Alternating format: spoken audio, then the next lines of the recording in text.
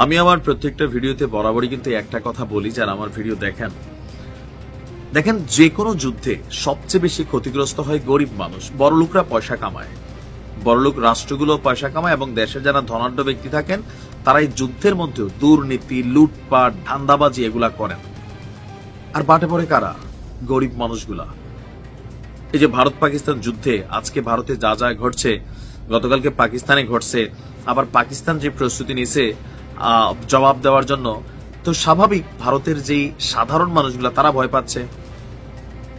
যেমনটা গতকালকে পাকিস্তানের মানুষ বলতেছিল তারা কিয়ামত দেখছে, তো এই কিয়ামতকে আবার ফিরে আসবে না? আবার আসবে। বন্ধ হবে কোথায়? হবে না। কেননা এখানে দুর্নীতির একটা বিশাল স্টোরি হবে, বিলিয়নস অফ ডলার খরচ হবে। তারপরে হচ্ছে ধরেন নেতা এমপি মন্ত্রীরা পয়সা কামাবে, আর টোটাইন্না কথাবার্তা বলবে টেলিভিশন ক্যামেরার সামনে, আমরা ভুকানাঙ্গা জাতি, এই দেশগুলোর যারা আছি আমরা উজ্জীবিত হব। কিন্তু আসলে যে দেশ ধ্বংসের দিকে যাবে সেটা বোঝার জন্য যখন সময় আসবে তখন বহুত কিছু নাই হয়ে যাবে।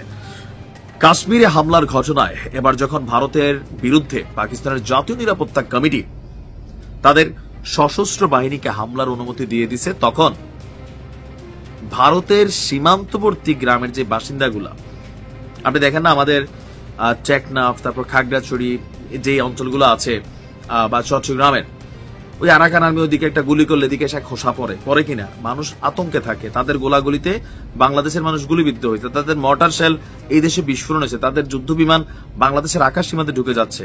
ঘটনা ঘটছে না? ঘটছে। তো ওই এলাকার থেকেও মানুষ ভয় পাইয়া আমাদের এলাকার মানুষ, প্রশাসন বলছে আপনারা গ্রাম ছেড়ে চলে যান, আর ভারতে তো যুদ্ধ চলে। এই উত্তেজনায় এখন ভারতের যারা সীমান্তবর্তী গ্রামের বাসিন্দাগুলো আছে তাদের জন্য কিছু বাংকার নির্মাণ করা হয়েছিল। পাকিস্তানেও সরকার এগুলা করে দিয়েছে, কিন্তু এগুলার উপর ভরসা পাচ্ছে না গ্রামের মানুষ। প্রাণ বাঁচানোর তাগিদে গ্রামের পর গ্রাম ছেড়ে পালাচ্ছে ভারতীয়রা নিরাপদ একটা জায়গার উদ্দেশ্যে। হয়তো আত্মীয় স্বজন, সরকার কি বাংকার টাঙ্কার শেল্টার দিছে জানি না। ব্রিটিশ গণমাধ্যম বিবিসির এক প্রতিবেদনে এই তথ্যে বলা হয়েছে, সীমান্তের একেবারে ধার গ্যাসে অবস্থিত সালামাবাদ গ্রামে আতঙ্ক ছড়িয়েছে। এর পাশাপাশি আরো কয়েকটি গ্রাম আপনার মোটামুটি খালি। সীমান্তে প্রচন্ড গোলাবর্ষণের ফলে এই মুহূর্তে সেখানে মানুষ যারা আছে তাদের গরু ছাগল যা আছে সবকিছু নিয়ে মোটামুটি এক ধরনের রিফিউজি অবস্থায় আছে।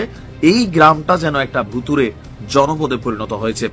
বিবিসির বক্তব্য হচ্ছে যে সকালবেলায় পাকিস্তানের ছোড়া আর্টিলারি শেল বিস্ফোরণে একাধিক বাসিন্দা আহত হয়েছেন, নিহত হয়েছেন। তাদের বারমুলা হাসপাতালে নিয়ে যাওয়া হয়েছে।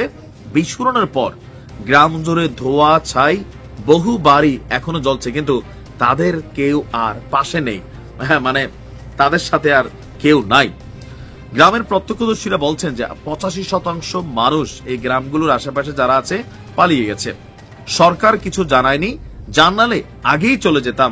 ওরা জানতো গোলাবর্ষণ হতে পারে, তবু আমাদের ফেলে রেখেছে। বুঝতেন? আমি ভিডিওর প্রথমে যে কথাটা বললাম যে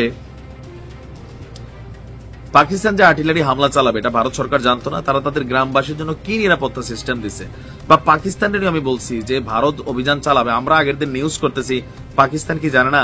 তারা তো নির্দিষ্ট লোকেটেড টার্গেট গুলো আগে থেকে বুঝতো যে এখানে অভিযান চালাবে। সে এলাকার মানুষের জন্য নিরাপত্তার জন্য বাংকার শেল্টার কি তৈরি করছে, মানুষ দৌড়ের উপর আছে। পাকিস্তানও সেম ভাই।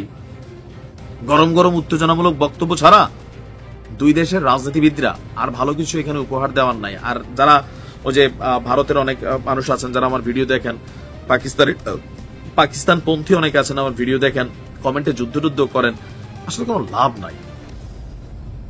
রাজনীতিবিদরা বোঝে আমরা যে কর্মী হিসাবে গান্ডু, জাতি হিসাবে গান্ডু, এদেরকে হালকা মুলা ঝুলাইলে অনেক দূর নেওয়া যায়। এটা ভারত পাকিস্তান বাংলাদেশ সেম খেলা, সেম চেতনার গল্প। আর হচ্ছে ধরেন মানে কেমনে কারে জোশ দেওয়া যায়, কোন দেশের পক্ষে কারে গোলামি করানো যায়, আমরা এগুলাতে ডুবে গেছি। আমি চাই এই যুদ্ধ যেন বন্ধ হয়।